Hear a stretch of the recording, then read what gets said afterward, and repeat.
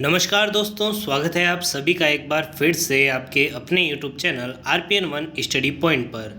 दोस्तों, आज अपन बात करने वाले हैं बहुत ही महत्वपूर्ण प्रश्नोत्तरी के बारे में, जो कि आपके परीक्षा में बहुत ज़्यादा इम्पोर्टेंट रहने वाली है और आपको एक बहुत अच्छे स्कोर की तरफ ले जा सकती है।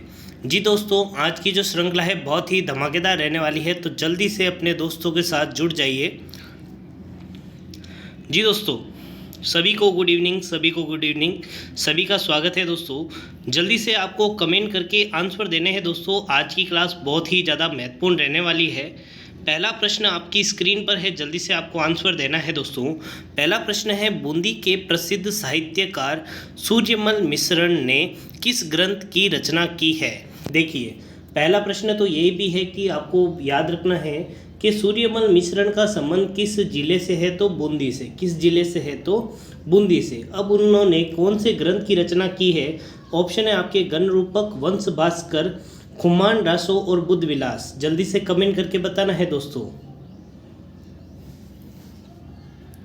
जी दोस्तों, याद रखना है आपको, सूर्यमल मिश्रण द्वारा वंश भास्कर की रचना की गई है। Option number B. चलिए अगले प्रश्न की तरफ अपन चर्चा करते हैं। दोस्तों, अगला प्रश्न बहुत ही अच्छा प्रश्न है, जल्दी से आपको आंसर देना है। राजस्थान के किस जिले में आकल लकड़ी जीवाश्म पार्क स्थित है? ठीक है, आकल वुड फॉसिल पार्क भी इसे बोलते हैं, तो आपको ये भी याद रखना है, आकल वुड फॉसिल पार्क। ठीक है, उसको हिंदी में अपन क्या कहते हैं? आकल लकड़ी जीवाश्म पार्क। ठीक है, तो आपको याद रखना है। दोस्तों, बात करें इसके सही उत्तर की, तो याद रखना है आकल वुड फॉसिल पार्क आपके जैसलमेर जिले में स्थित है। ऑप्शन नंबर बी इसका करेक्ट आंसर रह जाएगा। जी दोस्तों, सभी को नमस्कार, सभी को गुड इवनिंग। जी दोस्तों, अगला प्रश्न है, जल्दी से आपको आंसर देना है। अब जल्दी से पढ़ाई की तरफ लग जाइए दोस्तों, समय बहुत कम रहा है पीटीटी परीक्षा के लिए। अगला प्रश्न है आपका, विजय स्तंभ किस किले में स्थित है? ऑप्शन है जालोर दुर्ग, कुंभलगढ़ दुर्ग, मयूरध्वज गढ़ या फिर चित्तौड़गढ़ दुर्ग। जी दोस्तों, विजय स्तंभ आपको बताना है किस किले में, किस दुर्ग के अंदर बना है। जी दोस्तों, नहीं दोस्तों, कुंभलगढ़ नहीं होगा। आपको याद रखना है, विजय स्तंभ जो दुर्ग है ना, विजय स्तंभ जो है वो आपके चित्तौड़गढ़ दुर्ग में बना हुआ है। Option number B. चलिए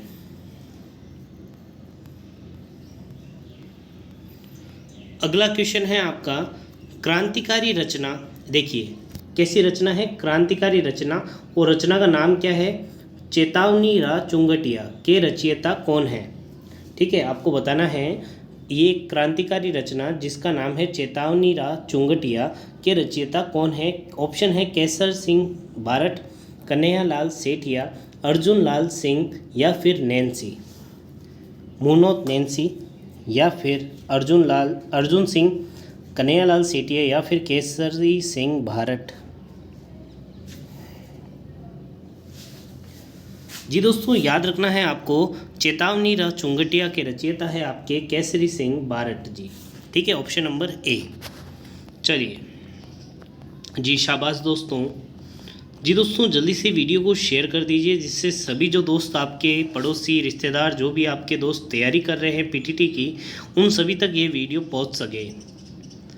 जी दोस्तों, अगला प्रश्न है आपका, राजस्थान राज्य अभिलेखागार का मुख्यालय कहाँ स्थित है?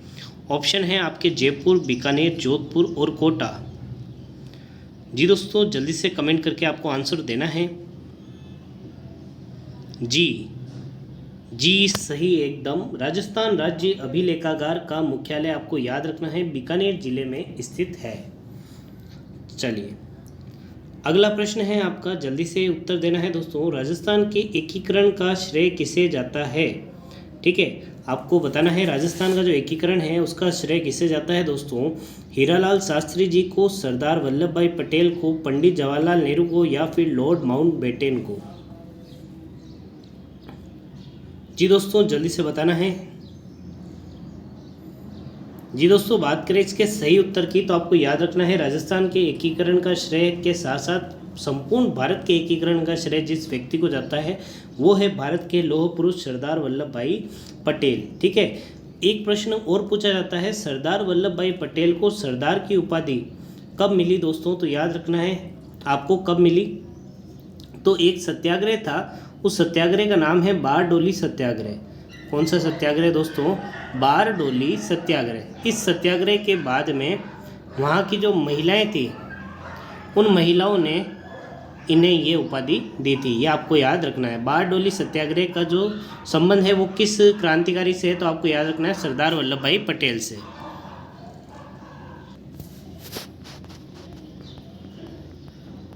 अगला प्रश्न है दोस्तों आपका, मेवाड़ का बिजोलिया आंदोलन किसके नेतृत्व में हुआ था? आपको बताना है बिजोलिया आंदोलन जो था वो किसके नेतृत्व में हुआ था दोस्तों। एक बहुत ही लंबे समय तक चलने वाला आंदोलन था दोस्तों बिजोलिया आंदोलन। ऑप्शन है आपके गुलाब चंद, विजय सिंह पतित, जमनालाल बजाज या फिर केसर सिंह बारट। जी दोस्तों, बात करें इसके सही उत्तर की तो आपको याद रखना है बिजोलिया का जो किसान आंदोलन था दोस्तों, उसका जो नेतृत्व था वो विजय सिंह पथिक उसमें मुख्य रूप से थे दोस्तों। ठीक है, ये आपको याद में रखना है। जी दोस्तों, अगला प्रश्न है आपका, प्रसिद्ध राजस्थानी लोक नृत्यांगना गुलाबों का संबंध किस राज्य से है?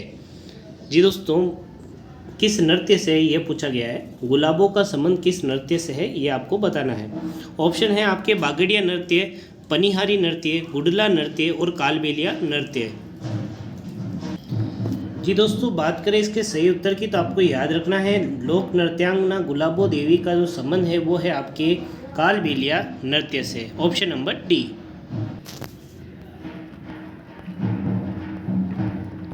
अगला क्वेश्चन है आपका, इनमें से कौन सी खारे पानी की झील है दोस्तों? आपके सामने ऑप्शन दिए हुए हैं, आपको बताना है खारे पानी की झील कौन सी है।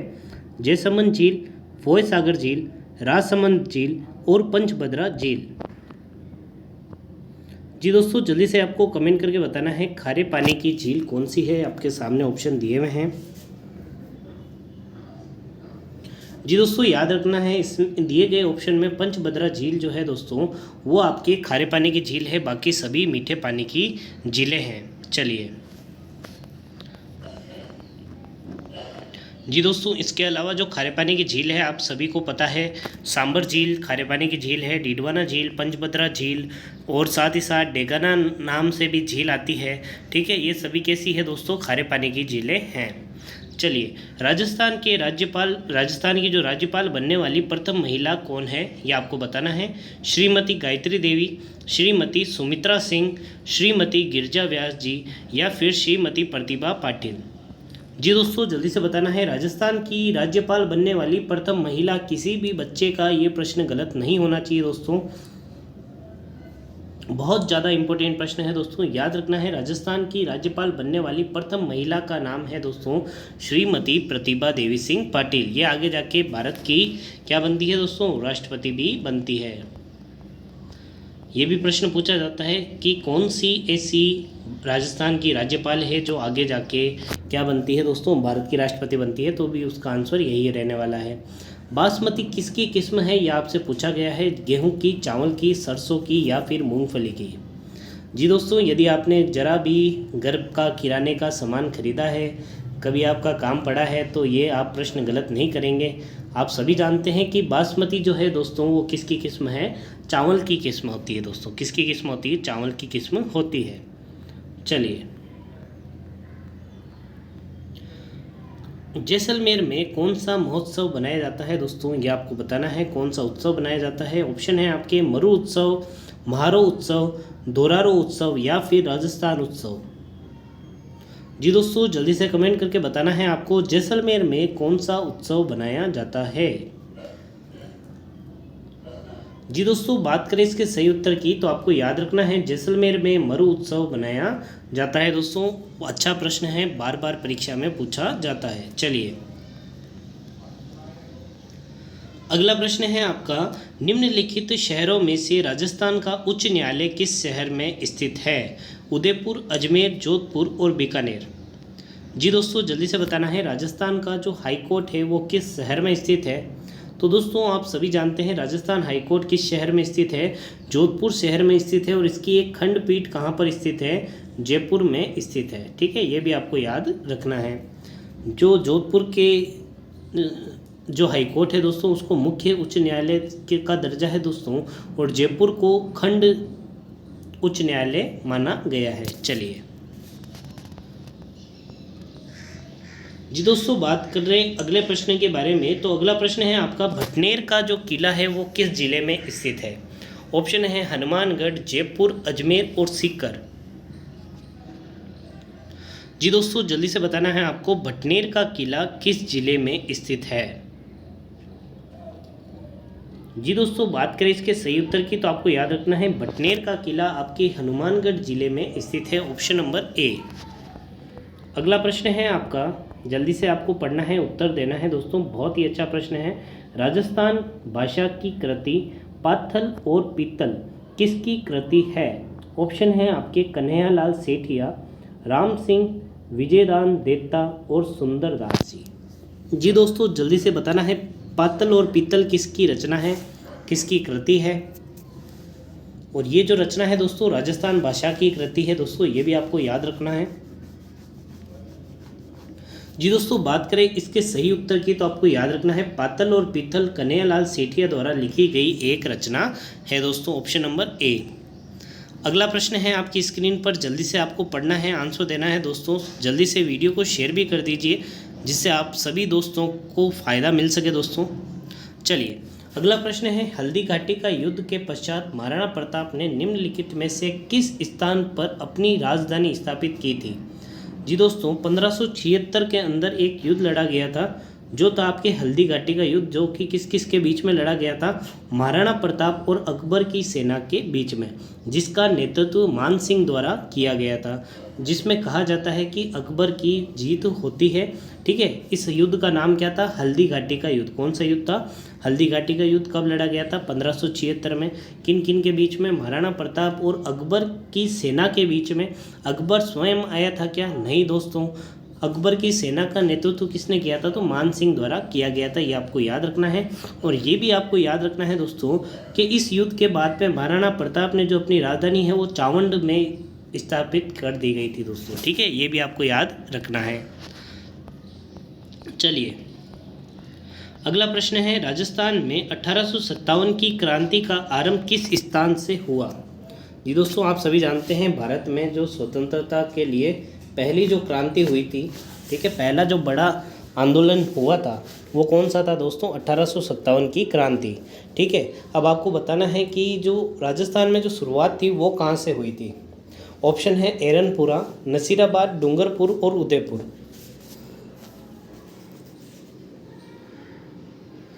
जी दोस्तों, याद रखना है आपको, राजस्थान में 1857 की क्रांति आरंभ हुई थी आपके नसीराबाद छावनी से। कहाँ से हुई थी? नसीराबाद छावनी से ये शुरुआत हुई थी। अगला प्रश्न है आपका, निम्न में से किसे निमाड़ का कबीर कहते हैं? आपको बताना है, निमाड़ का कबीर किसे कहा जाता है? संत अफजल, संत रामदेव, संत धन्ना जी या फिर संत पीपा जी। जी दोस्तों, याद रखना है, निमाड़ का जो कबीर है वो आप किसे कहते हैं? तो याद रखना है, संत अफजल को कहा जाता है। Option number A. चलिए जी दोस्तों, अगला प्रश्न है आपका, राजस्थान में सास बहू का मंदिर कहाँ स्थित है? जी दोस्तों, सास बहू का मंदिर कहाँ स्थित है ये आपसे पूछा गया है। ऑप्शन है आपके चौहाटन, गोगुंदा, नागदा या फिर भीनमाल। जी दोस्तों, एक नागदा आपके मध्य प्रदेश में भी है, लेकिन वह नागदा नहीं, नागदा एक उदयपुर संभाग में भी आता है दोस्तों। तो उस उदयपुर में आपके सास बहू का मंदिर स्थित है। Option number C. ठीक है, चलिए अगला प्रश्न है आपका, वाल्लर नृत्य किस जनजाति का प्रमुख नृत्य है? आप जानते हैं अलग अलग जनजातियां, आप पढ़ते हैं राजस्थान में कौन कौन सी जनजातियां निवास करती है दोस्तों, और साथ ही साथ दोस्तों आप उनसे रिलेटेड कल्चर को भी पढ़ते हैं। तो आपसे पूछा गया है वाल्लर नृत्य किस जनजाति का है दोस्तों? जी दोस्तों, जल्दी से बताना है। जी दोस्तों, बात करें इसके सही उत्तर की तो आपको याद रखना है, वाल्लर नृत्य का जो संबंध है वो आपके गरासिया जनजाति से है। Option number C. अगला प्रश्न है आपका, जल्दी से पढ़ना है, उत्तर देना है दोस्तों। राजस्थान के उस एकमात्र मंदिर का नाम बताइए जिसका परकोटा एक मुस्लिम शासक या सेनापति द्वारा निर्मित किया गया है। ठीक है, अब आपको बताना है एकमात्र ऐसा मंदिर जिसका जो परकोटा है वो मुस्लिम शासक या सेनापति द्वारा बनाया गया है। ऑप्शन आपके सामने है, आराम से पढ़ना है, उत्तर देना है दोस्तों। ऑप्शन पहला है सारनेश्वर महादेव का मंदिर, बी है सीकर का हर्षनाथ का जो मंदिर है दोस्तों, ऑप्शन नंबर सी है सालासर में स्थित हनुमान मंदिर, और दोस्तों ऑप्शन नंबर डी है इनमें से कोई नहीं। जी दोस्तों, बात करें इसके सही उत्तर की तो आपको याद रखना है सारनेश्वर का जो महादेव मंदिर है उसका निर्माण एक मुस्लिम शासक या सेनापति द्वारा जो परकोट है वो बनाया गया है। जी दोस्तों चलिए जी, अगला प्रश्न है आपका, पश्चिम राजस्थान का सबसे अधिक बाढ़ग्रस्त जिला कौन सा है? ऑप्शन है आपके जोधपुर, सिरोही, बाड़मेर और जैसलमेर। जी दोस्तों जल्दी से बताना है। पश्चिमी राजस्थान जो कि अपने रेगिस्तान के लिए जाना जाता है, कम वर्षा के लिए जाना जाता है, कम बारिश के लिए जाना जाता है ना, उस राजस्थान में भी बाढ़ आने की संभावना होती है। तो याद रखना है उस जिले का नाम है आपके बाड़मेर। कौन सा जिला है दोस्तों? बाड़मेर।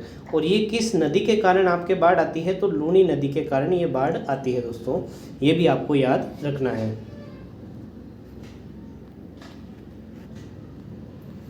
जी दोस्तों अगला प्रश्न है, कौन सा शहर तलवार निर्माण के लिए प्रसिद्ध है? आपको ये बताना है। ऑप्शन है सिकंदरा, सिरोही, ब्यावर और अलवर।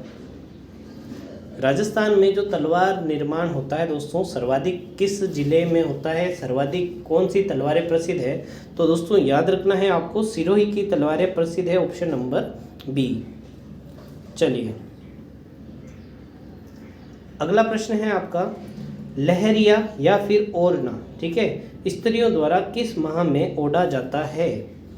माघ, फाल्गुन, श्रावण या फिर कार्तिक। जी दोस्तों लहरिया किस मौसम में पहना जाता है ये आपसे पूछा गया है दोस्तों। माह कौन सा आता है उस समय? जी दोस्तों बात करें लहरिया की तो आपको याद रखना है लहरिया सावन के अंदर पहना जाता है, इसलिए वो जो महीने का नाम है वो है श्रावण। ठीक है, श्रावण मास में पहना जाता है लहरिया। चलिए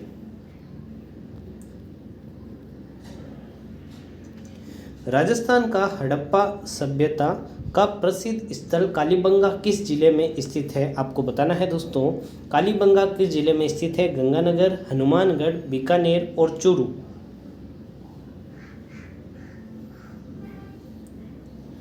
जी दोस्तों याद रखना है आपको कालीबंगा जो सभ्यता है आपकी वो हनुमानगढ़ जिले में स्थित है, घग्गर नदी के किनारे स्थित है।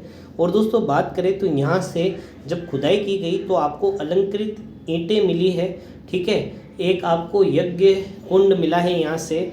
और दोस्तों कालीबंगा का जो अर्थ होता है ये भी बार बार पूछा जाता है, जिसका अर्थ होता है काली जो चूड़ियाँ होती है उसे अपन कहते हैं कालीबंगा। ठीक है, चलिए अगला प्रश्न है आपका, ये सभी जो तथ्य है आपको नोट करते हुए चलना है दोस्तों। अगला प्रश्न है, सीता माता वन्य जीव अभ्यारण्य किस जिले में स्थित है? आपको बताना है। कोटा, सिरोही, बूंदी और प्रतापगढ़। सीता माता अभ्यारण्य किस लिए प्रसिद्ध है ये भी आपको याद रखना है। सीता माता अभ्यारण्य उड़न गिलहरी के लिए प्रसिद्ध है। किसके लिए प्रसिद्ध है? उड़न गिलहरी के लिए। ठीक है, ये भी प्रश्न बार बार पूछा जाता है दोस्तों, याद रखना है। सीता माता अभ्यारण्य मुख्यतः आपके प्रतापगढ़ में स्थित है। चलिए अगला प्रश्न की तरफ चलते हैं। उससे पहले आपको ये याद रखना है दोस्तों, प्रतापगढ़ के साथ साथ ये आपके चित्तौड़गढ़ में भी स्थित है। तो ये दोनों ऑप्शन एक साथ नहीं आएंगे, और आएंगे तो प्रतापगढ़ सही रहेगा, क्योंकि अधिकतर जो स्थान है ना वो प्रतापगढ़ में स्थित है। चलिए राजस्थान की वह नदी जो अपनी शुष्कता के लिए प्रसिद्ध तथा मीना जाति इसे गंगा की तरह पवित्र मानते हैं। एक ऐसी नदी जो सूखी रहती है, ठीक है, लेकिन जो मीना जाति के लोग हैं वो इसे गंगा की तरह पवित्र मानते हैं। ऑप्शन माही, चंबल, सोकड़ी और गोमती।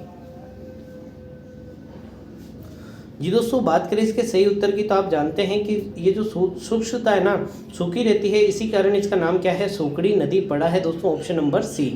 ठीक है। या फिर सीधा सीधा पूछा जा सकता है मीना जनजाति जो जाति है उसकी जो प्रसिद्ध नदी है वो कौन सी है, पवित्र नदी कौन सी है, तो सोकड़ी नदी इसका सही उत्तर रहने वाला है। चलिए अगला प्रश्न है, कौन सा क्रांतिकारी राजस्थान का निवासी नहीं था। ऑप्शन है केसरी सिंह बारट, गोपाल सिंह खरवा, विजय सिंह पथिक या फिर अर्जुन लाल सेठी।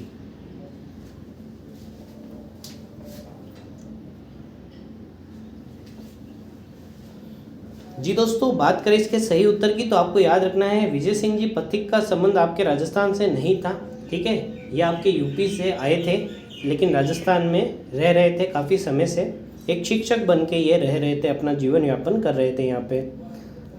चलिए अगला प्रश्न है आपका, इम्पोर्टेंट प्रश्न है, जल्दी से बताना है आपको। किसने जैसलमेर में 5 पटुओं की जो हवेली है उसका निर्माण करवाया था। ऑप्शन है आपके गुमानमल, जोधमल, भारमल और जयमल। जी दोस्तों, 5 पटुओं की हवेली का निर्माण किसने करवाया था, याद रखना है आपको गुमानमल जी द्वारा करवाया गया था जैसलमेर में। ये भी प्रश्न पूछा जाता है 5 पटुओं की हवेली कहाँ है, तो आपको याद रखना है दोस्तों जैसलमेर में स्थित है। अगला प्रश्न है, मारवाड़ परगना विगत का लेखक कौन था। उदोतन सूरी, सूर्यमल विसरण, मुनोत नैन्सी या फिर जायसी। जी दोस्तों, बहुत ही इम्पोर्टेंट रचना है ये मारवाड़ परगना विगत। इसकी रचना किसने की है ये आपसे पूछा गया है दोस्तों। जल्दी से कमेंट करके आपको आंसर देना है। आंसर देते समय आपको याद रखना है, पहले आपको प्रश्न लिखना है कि आप किस प्रश्न का उत्तर दे रहे हैं, फिर आपको ऑप्शन लिखना है जैसे कि तीसरे का, और फिर आप ABCD लिख सकते हैं। जैसे कि अब बात करें इसके सही उत्तर की तो आपको याद रखना है मुनोत नैन्सी द्वारा इसकी रचना की गई थी, तो तीसरे का C, ऐसे आपको आंसर देना है। चलिए अगला है आपका, किस स्थान को बागड़ का जलियांवाला बाग कहा जाता है। आप सभी जानते हैं 13 अप्रैल 1919 को जलियांवाला बाग अमृतसर में एक मतलब भयंकर हत्याकांड हुआ था, जिसमें जनरल डायर ने अनगिनत गोलियां, अंधाधुंध गोलियां है जो लोगों के ऊपर चला दी थी बैसाखी के दिन वाले दिन। ठीक है, तो आपको बताना है कि बागड़ में एक ऐसा ही कुछ हत्याकांड हुआ था। तो बागड़ का हत्याकांड किस हत्याकांड को कहा जाता है, मानगढ़ हत्याकांड, डाबी हत्याकांड, दूध व खारा हत्याकांड या फिर गरसा नाका हत्याकांड। प्रश्न ये भी पूछा जाता है जलियांवाला बाग हत्याकांड कब हुआ था, तो याद रखना है 13 अप्रैल 1919 को हुआ था।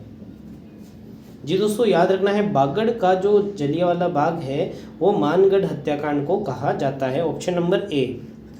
चलिए यहाँ पर भी एक सभा चल रही थी जिस पर अंधाधुंध क्या चला दी थी दोस्तों, अंग्रेजों द्वारा गोलियां चला दी थी। चलिए अगला प्रश्न है, सौभाग्य सागर तालाब किस शहर में स्थित है। ऑप्शन है जोधपुर, भरतपुर, दौसा और जालोर।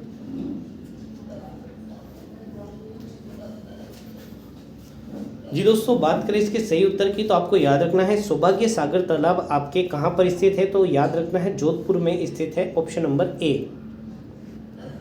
अगला प्रश्न है आपका, जल्दी से पढ़ना है, उत्तर देना है दोस्तों। अच्छा प्रश्न है, निम्नलिखित में से कौन सा जिला अधिकतम मात्रा में इसबगोल पैदा करता है। ऑप्शन है आपके जालोर, सीकर, चूरू और झुंझुनू।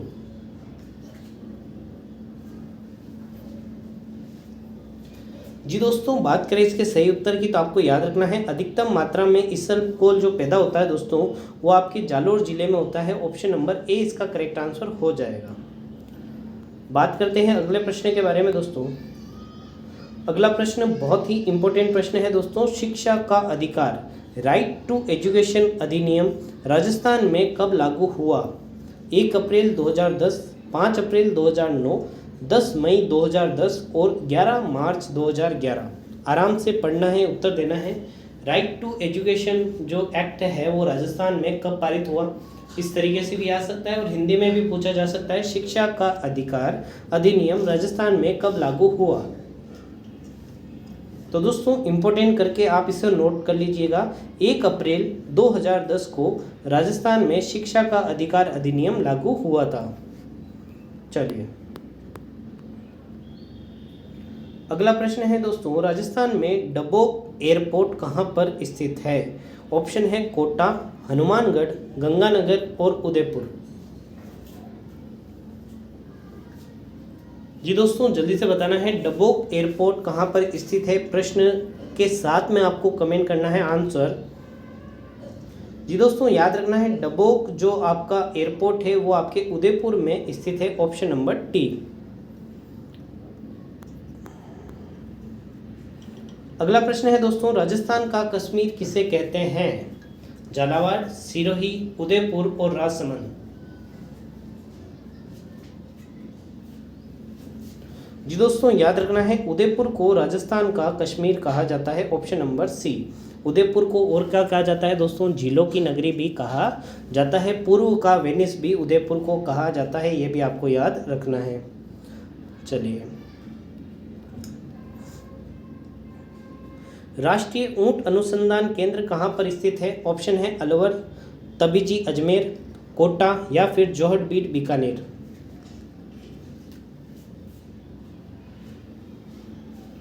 जी दोस्तों, याद रखना है राष्ट्रीय ऊंट अनुसंधान केंद्र आपके कहाँ पर स्थित है? तो जोहड़बीड़ बीकानेर में स्थित है। Option number D.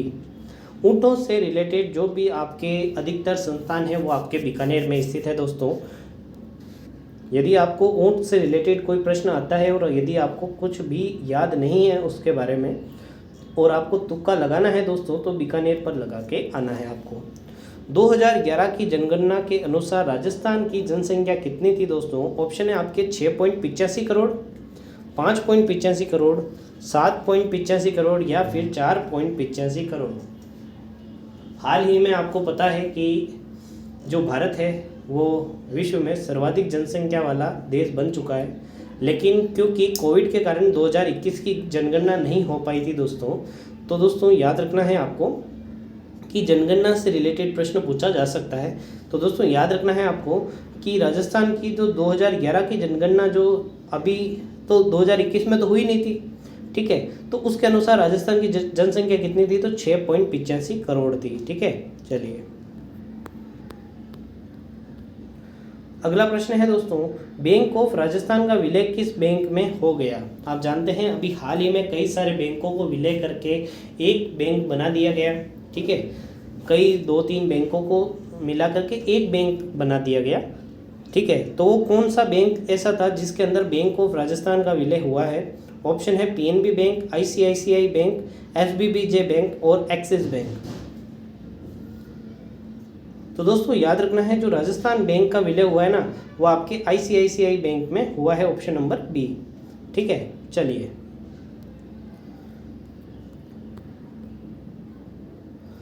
शुष्क वन अनुसंधान संस्थान, पूरा नाम ये आपको याद रखना है, शुष्क वन अनुसंधान संस्थान, शॉर्ट नाम होता है इसका। आफरी कहाँ पर स्थित है? कई बार पूछा जाता है आफरी का जो पूरा नाम है वो क्या है, तो याद रखना है शुष्क वन अनुसंधान संस्थान इसका पूरा नाम है।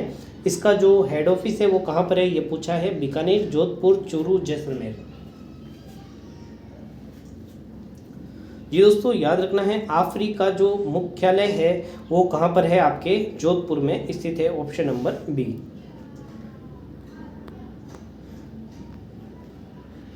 चलिए दोस्तों, आज के लिए बस इतना ही। उम्मीद करते हैं आपको आज की क्लास बहुत पसंद आई होगी।